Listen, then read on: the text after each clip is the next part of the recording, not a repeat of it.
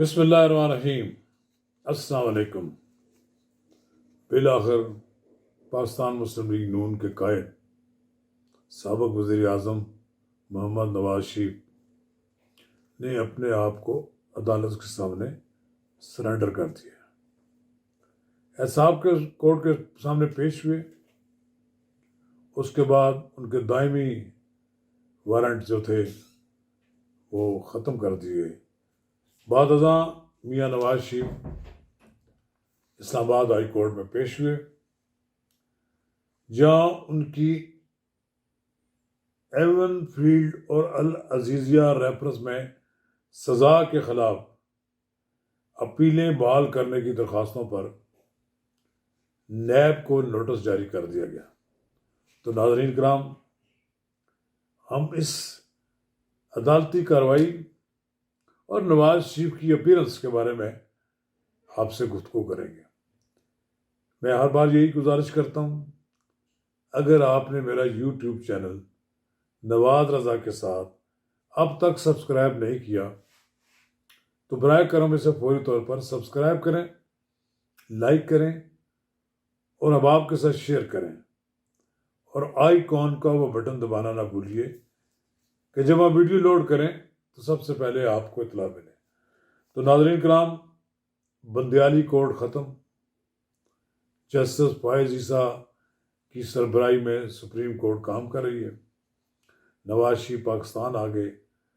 نواز شریف کو جیل بھجوانے والے جج ایک ایک کر کے اپنے انجام کو پہنچ چکے۔ اب ایک آزاد فضا میں نواز شریف آئے تو ان کی سزا کے خلاف جو اپیلیں ہیں بحال کرنے کی درخواستوں پر چیف جسٹس عامر فاروق اور جسٹس گل حسن اورنگزیب پر مشتمل خصوصی بینچ نے سماعت کی۔ دوران سماعت وکیل اعظم نذیر تارڑ روسٹر پر آئے اور کہا کہ آسان الفاظ میں یہ اپیلیں بحال کرنے کی درخواست ہے۔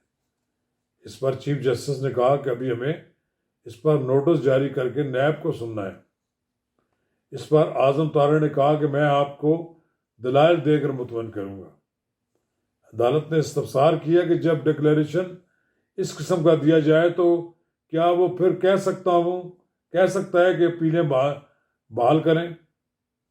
نواز شریف نے جسٹیفائی کرنے کو کیوں وہ اختیاری ہوئے، وہ عدالت میں کیوں پیش نہیں ہوتے رہے۔ ایک بات کلیئر کر دوں، آپ لا کے مطابق جائیں گے۔ اعظم تارڑ نے کہا کہ نواز شریف جان بوجھ کر غیر حاضر نہیں رہے اور نواز شریف عدالت کی اجازت سے بیرون ملک گئے۔ ہم عدالت میں میڈیکل رپورٹس پیش کرتے رہے۔ چیف جسٹس نے ریمارکس دیے کہ نواز شریف کی کسٹڈی اس عدالت کے تحت تھی، آپ دوسری عدالت چلے گئے۔ اس وکیل نذیر تارڑ کا کہنا تھا کہ دوسری عدالت سے ریلیف سے متعلق ہم نے اس عدالت کو آگاہ کیا تھا۔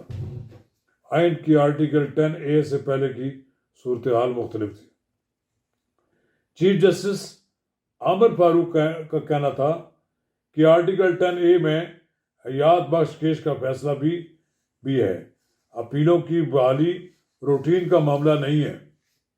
آپ کو مطمئن کرنا ہوگا کہ آپ عدالت سے کیوں غیر حاضر ہیں۔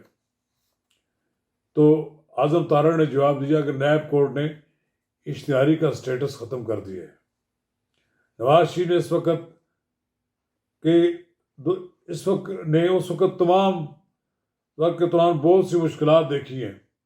ان کی والدہ اور اہلیہ کی وفات ہوئی ہے۔ اس دوران جسٹس میاں گل حسن اورنگزیب نے ریمارکس دیے کہ تمام الزام عدالتوں پر ڈال دیا جاتا ہے کہ نیب کا کنڈکٹ دیکھیں۔ تو چیئرمین نے کہا کہ عدالت کا کیوں وقت، چیئرمین سے ہم یہ پوچھیں گے کہ عدالت کا وقت کیوں ضائع کرتے رہے۔ چیف جسٹس عامر فاروق نے سوال کیا کہ نیب اگر سمجھتا ہے کہ ریفرنس غلط دائر ہوئے تو وہ واپس لے لیں۔ اگر ریفرنس واپس لینے ہوں تو کیسے لیے جا سکتے ہیں؟ اعظم تارڑ نے جواب دیا کہ ہائے کیا زود پشیماں ہونا، ایسا نہ کریں۔ نواز شریف پر بہت سے الزامات لگائے گئے۔ نواز شریف کو عدلیہ اور آئین سرخرو کریں گے۔ جسٹس میاں گل حسن اورنگزیب نے استفسار کیا، نیب جب کسی چیز کی مخالفت ہی نہیں کر رہا تو پھر اپیلیں کیسی؟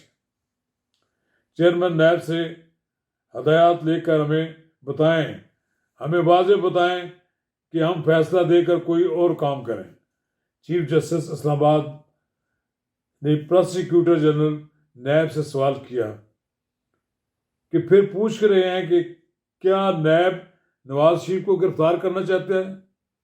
اس پر پروسیکیوٹر جنرل نیب نے کہا نہیں، ہم نواز شریف کو گرفتار نہیں کرنا چاہتے۔ چیف جسٹس نے پھر استفسار کیا، کیا نیب کو نواز شریف کی حفاظتی ضمانت میں توسیع پر کوئی اعتراض ہے؟ تو پروسیکیوٹر جنرل نیب نے جواب میں کہا کہ نہیں، ہمیں کوئی اعتراض نہیں۔ عدالت نے نواز شریف کی ضمانت میں 26 اکتوبر تک توسیع کر دی اور نیب کو نوٹس جاری ہو گیا۔ 26 کو پیشی ہوگی۔ اس بات کا کبھی امکان ہے